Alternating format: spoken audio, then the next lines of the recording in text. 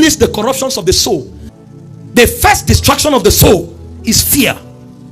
There are many people here that cannot venture out because of the fear of the unknown. They are thinking it may not work. Will it work? Will it not work? And they end up doing nothing. Somebody said wrong decisions don't cause as much damage as indecision.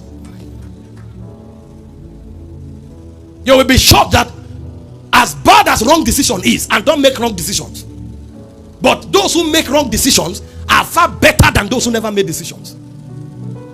Because some who make wrong decisions, a point come where they learn and redirect their steps. But those who never made decisions, they never make any impact. They remain useless for the rest of their lives. And most times, it's fear that tame people like that. Hope you know one of the weapons Satan used to enslave man was fear.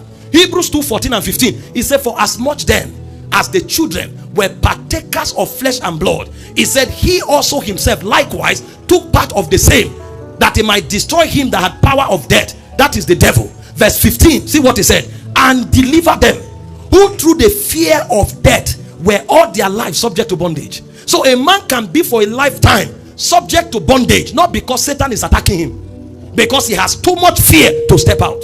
The second corruption of the soul is lust and carnality.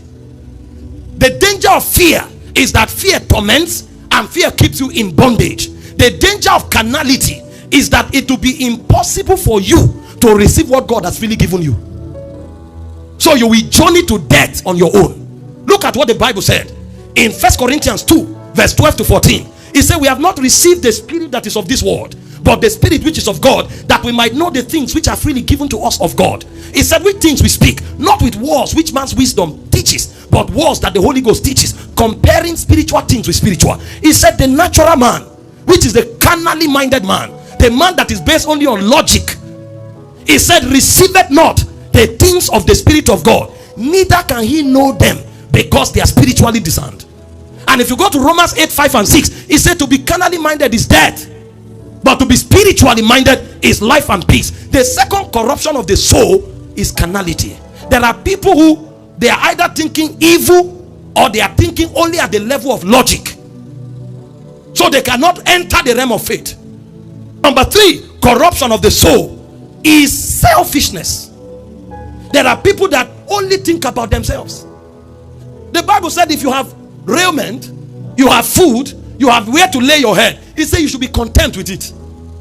There are people that cannot think about anybody else. It is me, I, and myself. So they become too small for God to give them his assignment. Because anything God does is either global or transgenerational.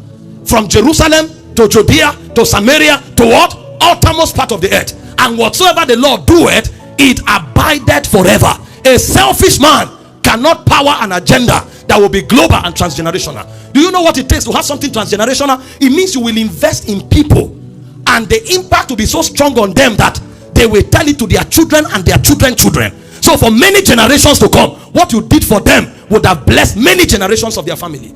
But how can a selfish man do that when he's thinking only about himself? There are people that if you didn't show up, they will not be educated. And you didn't just show up to educate them, you educated them when it was difficult. But now that you have educated them, the education has opened the door for them.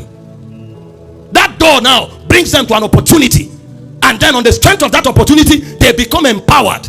And so their children are empowered. Guess what? The outcome of the generations of that family is tied to that sacrifice you made to pay the person's school fees. So those who are selfish can never have global or transgenerational impact.